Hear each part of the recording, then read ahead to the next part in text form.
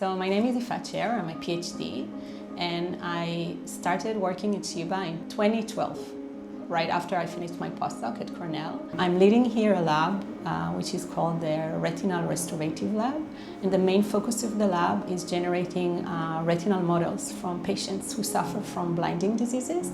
And we use a skin biopsy from which we generate stem cells, from which we generate their retina or their cornea or the optic nerve, depending on the disease.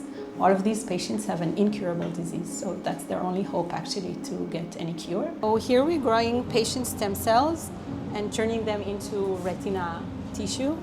I'll take out an example of patient stem cells. If you can see here, the floating particles, these are actually tiny retinas that are day 10 in their development, and they are from a patient's stem cells that we genetically engineered.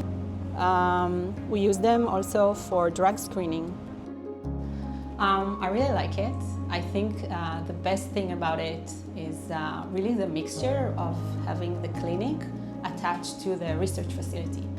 So when I was thinking if to open a lab in the university or in a hospital, so this was very attractive for me.